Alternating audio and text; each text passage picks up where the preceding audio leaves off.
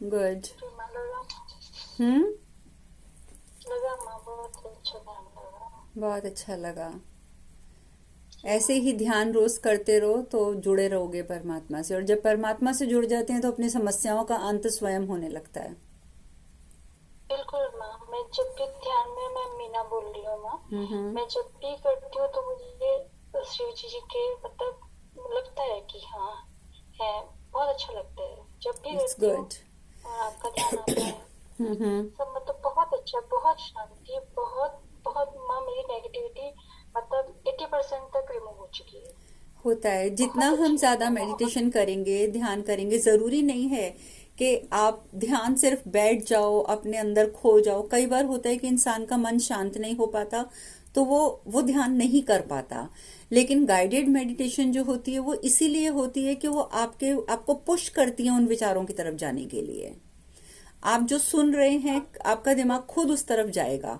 तो इसी वजह से बिल्कुल गाइडेड बिल्कुल। मेडिटेशन को इजी कहा जाता है, खासकर उनके लिए जो स्वयं बैठकर ध्यान नहीं कर सकते हैं। तो बिल्कुल माँ, इसलिए और मेरा तो होल्ड करने की जो है कैपेसिटी वो भी काफी हो गई है। वेरी पहले नाइस। मैं नहीं कर पाती थी, हम्म। लेकिन अब डे बाई डे काफी 16 से काफी बढ़ गई है माँ। इसके लिए मैं आपका, आपके गुरुओं का, सबका धन्यवाद करती हूँ माँ। नहीं, प्रणाम। बस भगवान का धन्यवाद करते रहो। वही रास्ता दिखाता जाता है, वही आगे बढ़ाता जाता है। हम लोग तो इंसान हैं, बस एक भगवान ने किस्म से एक निमित्त मात्र बनाकर हमें इस धरती पर भेजा हुआ है। इससे ज्यादा और कुछ नहीं। करने तो वाला माँ, सब वो है। मैं प्रियंका बोल रही हूँ हाँ माँ। प्रियंका। माँ, अभी जो आप करा रहे थे ध्यान, तो हम्म। उसमें मुझे मुझे तीन। आ, प्रियंका आपकी आवाज बंद हो गई।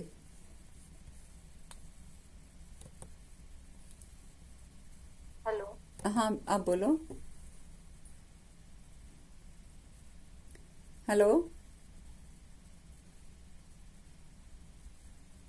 हाँ माँ, आवाज आ रही है। हाँ अब आ रही है, हाँ बोलो। माँ, मैं जब ध्यान कर रही थी तो हम्म। मुझे छोटी सी बिंदी येलो कलर की, जैसे आप बिंदी लगाए हो ना, उससे भी छोटी, ओके। मुझे मुझे 3 बार दिखाई दी।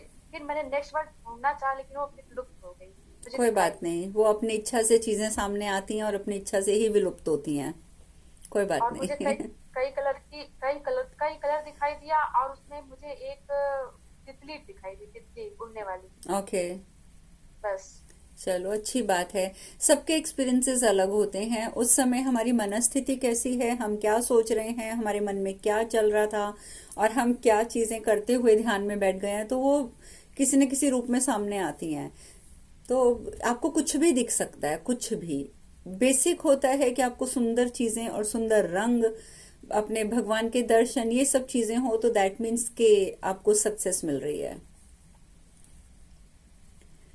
मैम, मैं एक क्वेश्चन पूछ सकती हूँ। हाँ जी प्लीज।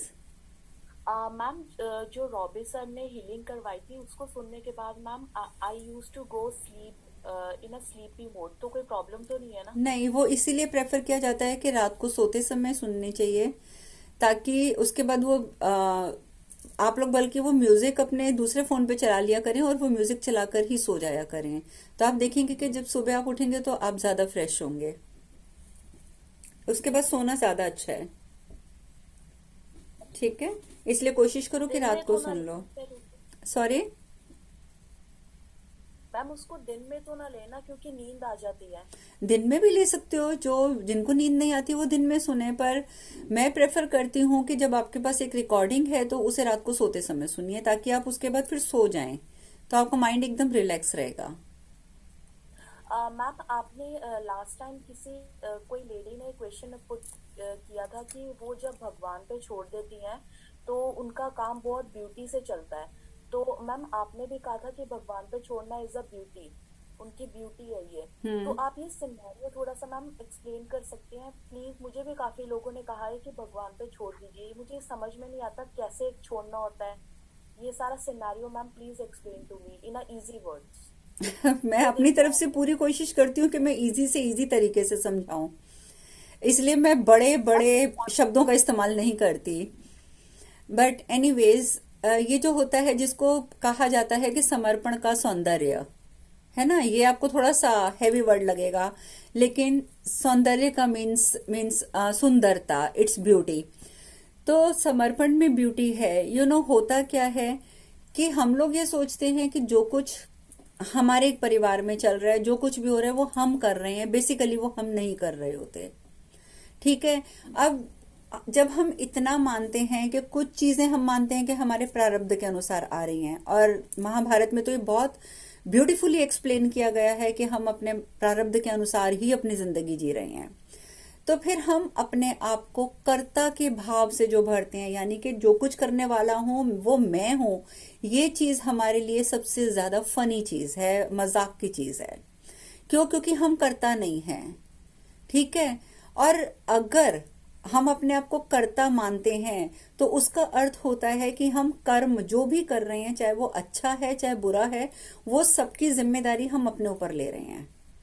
ठीक है। लेकिन कहीं ना कहीं प्रारब्ध हमें पुश कर रहा होता है वो कार्य करने के लिए, और कई बार रुकावटें भी जो आ रही हैं वो इसीलिए आ रही हैं क्योंकि पीछे से हमें पुश किया जाता है हमारे प्रारब्ध के द्वारा, और वो रुकावटों को सामने खड़ा कर दिया जाता है। तो यहां पर आकर ही हम कहते हैं कि ब्यूटी ऑफ सरेंडर, कि भगवान के सामने यदि आप ये स्वीकार कर लेते हो कि प्रभु जो कुछ चल रहा है मेरी जिंदगी में, अच्छा बुरा जैसा भी, वो मैं आप ही को समर्पित करता हूं और मैंने स्वयं को आपके ऊपर छोड़ दिया है।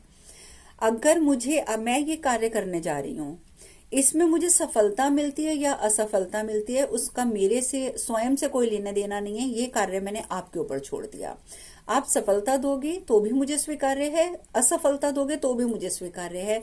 जिस दिन आप इस प्रकार की भावना से उस कार्य का आरंभ करोगे, तब आपको पता चलेगा कि वो कार्य आपका निर्विघ्न जो है वो पूरा हो गया। क्यों? क्योंकि आपने अपने अंदर से कर्ता का भाव हटा दिया कि करने वाली मैं हूं, और आपने भगवान के ऊपर छोड़ दिया। This is the only way to surrender, के उनके ऊपर छोड़ दो कि whatever you are giving me, चाहे सक्सेस दो चाहे मुझे आप अनसक्सेसफुल कर दो, I am happy with your decision. तो जब आप इस तरीके की भावना अपने मन में ले आते हैं भगवान के प्रति, तो दिस इज कॉल्ड समर्पण की भावना, और इसकी अपनी ब्यूटी है। क्योंकि देखो, याद रखना कि हर एक चीज पर हमारा अधिकार नहीं होता। कुछ चीजें हमारी, जैसे अभी कोरोना ही है सपोज फॉर एग्जाम्पल, क्या कोरोना पर आपका अधिकार है? क्या आप चाहकर इसे रोक सकते हो? हाँ, आप प्रिकॉशन ले सकते हो। प्रिकॉशन लेना वो भगवान ने बुद्धि दी है, वो आपके हाथ में है। प्रिकॉशन ले सकते हो, लेकिन आप उसे रोक नहीं सकते। तो जो चीजें कुछ ऐसी हमारी लाइफ में घटनाएं घटती हैं, अब जैसे कोरोना आया, कोरोना से बिजनेस ठप हो गए, सबके बिजनेस बंद हो गए। क्या आपके रोने से कुछ होगा? कुछ भी नहीं होगा। ठीक है। तो कुछ चीजें ऐसी हैं जो हालात के अनुसार हमारे सामने स्वयं प्रकट होती जा रही हैं। अगर हम उनको लेकर परेशान होते हैं और हम ये सोचते हैं कि हम कर्ता बन के इससे मुक्ति पालेंगे, तो वो पॉसिबल नहीं है। और इसीलिए बेटर होता है कि समर्पण कर दो कि प्रभु ये जो भी घटना घट रही है, चाहे ये कोरोना आ रहा है, सबके बिजनेसेस ठप हो गए हैं, ये क्रिएट हुई है, आप कर रहे हो, आप ही ने खत्म करनी है, मेरा इसमें कोई लेना देना नहीं है, मैं इसमें कुछ नहीं कर सकती हूँ। तो वो चीज आपके ऊपर उतना इम्पैक्ट नहीं डालेगी। और दूसरा सबसे बड़ा बेनिफिट सरेंडर का ये मिलता है कि हमारे अंदर एक स्वीकृति की भावना आती है, उस चीज को हैंडल करने की भावना आती है। इतना याद रखना, भगवान श्री कृष्ण कहते हैं कि जो भी आपके प्रारब्ध में है उससे मैं नहीं बदल सकता, खत्म नहीं, मतलब कम कर सकता हूं उसे, पर मैं बदल नहीं सकता। ठीक है। उसे पूर्ण रूप से मैं खत्म नहीं कर सकता। हाँ, यदि तुम मेरे पर समर्पित हो जाते हो, तुम मुझ पर विश्वास रखते हो, मेरी भक्ति में आ जाते हो, तो मैं तुम्हें उस समस्या को सहन करने की शक्ति दे देता हूं। भगवान भी हमारे प्रारब्ध को नहीं काट सकते, उसको कम कर सकते हैं हमारे कर्मानुसार, हमारे आज के कर्मों को देखकर, लेकिन भगवान भी उससे हमें पूर्ण रूप से मुक्त नहीं कर सकते। तो फिर जब भगवान तक हमें मुक्त नहीं कर सकते, तो फिर हम अपने आप में कर्ता की भावना लाकर परेशानियों में क्यों उलझे रहते हैं? यही हम भगवान के प्रति समर्पण कर दें तो ये समस्या आएगी नहीं।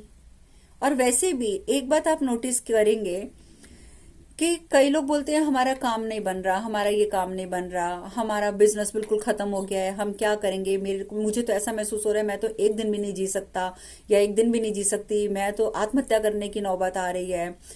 लेकिन अगर आप ठंडे दिमाग से सोचेंगे, तो अगर वो समस्या आपकी लाइफ में एक साल से है कि आपका बिजनेस एक साल से ठप है, लेकिन कहीं ना कोई सोर्स तो आखिर बनता ही जा रहा है ना, जो आप आज तक जिंदा हैं।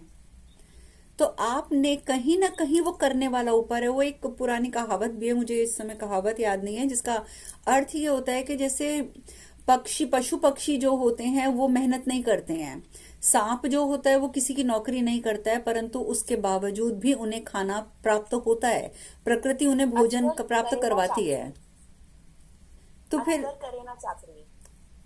हाँ, क्या था? अजगर करे ना चाकरी। हाँ, अजगर करें चाहिए, पूरी ये 4 लाइनें हैं, but I am not remembering this time. हाँ वो yes। यस, इट्स अजगर ब्यूटीफुल अजगर लाइन्स। किसको आती हैं वो बोले? अजगर करे ना चाकरी, पंछी करे ना काम। हाँ, कह गए पता नहीं सबके कौन से मलूका राम। दास मलूका कह गए सबके दाता राम। सबके दाता सबके राम। दाता यस, परफेक्ट परफेक्ट। तो इट्स अ ब्यूटीफुल सेइंग, क्योंकि करने वाला वो ऊपर है। हम सिर्फ हाँ अपने आप को समझते हैं कि हम कर रहे हैं, हम कर कुछ भी नहीं रहे हैं। हाँ जी, बोलो। माँ एक इस पे कहानी है कि गौरी जी माता पार्वती जी एक कीड़े को डब्बे में बंद कर दी और बोले कि सबका कर्ता जब भोलेनाथ है तो देखे कहाँ से खाना खा रहा है। हम्म।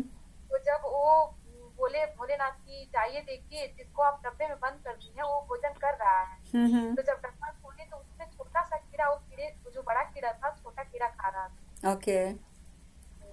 तो वही तो है ना कि भगवान ने तो खैर सबको भोजन दिया हुआ है कि तुमने ये खाना है, तुमने ये खाना है। भगवान ने तो सारी व्यवस्था करके भेजी है, इसीलिए हमारी पूरी की पूरी प्रकृति जो है वो बैलेंस्ड है ना। लेकिन आजकल बैलेंस बिगड़ रहा है, क्योंकि जानवरों का खाना मनुष्यों ने खाना शुरू कर दिया।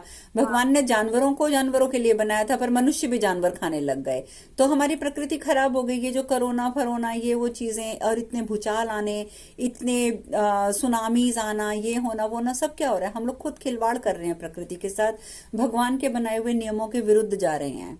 यूनिवर्सल लॉ नहीं है ये, हम उसके विरुद्ध जा रहे हैं तो खुद भुगत रहे हैं। लेकिन कहने का तात्पर्य यह है कि कर्ता का भाव छोड़ना बहुत आवश्यक है। अब एक व्यक्ति सोचता है कि मैंने बच्चों के लिए सेविंग नहीं करी, मेरे बच्चों का क्या होगा, लेकिन आप जानते हैं कि वो बच्चा अपनी किस्मत खुद लेकर आया है। अगर उसकी किस्मत, ये तो मैंने बहुत क्लोजली इस चीज को एक्सपीरियंस किया है कि हर व्यक्ति अपना भाग्य लेके पैदा होता है। एक माँ बाप होंगे, उनके घर में यदि एक बच्चा पैदा होता है, उनका अच्छा खासा बिजनेस है, उनका सब कुछ बहुत अच्छा चल रहा है, बट सडनली वो बच्चा पैदा होता है तो उनका बिजनेस ठप हो जाता है, वो लोग बिल्कुल खाली हाथ हो जाते हैं, उनका बिजनेस खत्म हो जाता है, क्योंकि वो बच्चा कहीं ना कहीं अपना ऐसा भाग्य लेके आया था कि उसको ये सब सुविधाएं नहीं चाहिए थी, मतलब कि उसे नहीं मिलनी थी, और उसने अपने माँ बाप से भी छीननी थी, तो वो हो गया। वही वो बच्चा थोड़ा बड़ा होता है, लेकिन उन्हीं माँ बाप के घर दूसरा बच्चा पैदा होता है और उसकी किस्मत में सब कुछ है, वो अपनी किस्मत खुद लेके आया है, तो उनको वापस सारा सामान मिल जाता है। तो हर व्यक्ति जब भी पैदा होता है तो अपने भाग्य के साथ पैदा होता है। तो इसलिए हम लोग ऐसा नहीं सोचना चाहिए हमें कि हम अपने बच्चों को पाल रहे हैं। आप कभी भी ध्यान देंगे तो कई बार एक कथा हमने पहले भी चर्चा करी हुई है ना, कि नारद मुनि से एक व्यक्ति ने पूछा था कि मेरी किस्मत में कितना कमाना लिखा है, तो नारद जी ने बोला था कि रोज का 1 रुपया। तो उसने कहा था बस 1 रुपया। तो जब वो शादी कर लेता है तो उसकी अपने आप ही जो कमाई होती है वो 2 रुपए हो जाती है। तो वो नारद मुनि से फिर पूछते कहते हैं कि महर्षि आपने तो कहा था कि मैं 1 रुपया कमाऊंगा, तो मैं ये 2 रुपए क्यों कमा रहा हूं? तो उसने कहा वो 1 रुपया तेरा नहीं, तेरी पत्नी के भाग्य का है। बेशक वो तुझे मिल रहा है क्योंकि उसके भाग्य का है, क्योंकि उसको मिलना ही मिलना है, क्यों? ताकि तू उसको भूखा ना रखे। इसी प्रकार से जब बच्चे होते हैं तो उनका भाग्य भी जुड़ता है। अगर अच्छा भाग्य लेके वो बच्चे पैदा हुए हैं, वो भी अपने कर्म और कलेक्टिव कर्म होता है। जब बच्चा पैदा होता है तो वो कलेक्टिव कर्म होता है। बच्चे का जो सोल होता है अपने कर्म के अनुसार, अपने प्रीवियस कर्म के अनुसार वो फैमिली चूज करता है। जिस फैमिली में फैमिली मेंबर्स ने भी उस चीज को सफर करना है, वहां पर वो बच्चा पैदा हो जाएगा जिसके भाग्य में कुछ नहीं है, तो ऑटोमेटिकली वो माँ बाप को भी वो चीज सफर करनी पड़ जाएगी। तो ये सब कलेक्टिव कर्मा है, और ये इतनी बड़ी थ्योरी है कि इसको हम जैसे लोगों के लिए समझना इम्पॉसिबल है, बिल्कुल असंभव। तो इसलिए बेटर है कि अपना कर्म करते जाओ, बाकी भगवान पर छोड़ते जाओ। भगवान ने इतना बोला है कि मैंने बुद्धि दे दी है ना, बस अच्छा कर्म करते जाओ, बाकी मुझ पर छोड़ते जाओ कि मैं क्या कर रहा हूँ।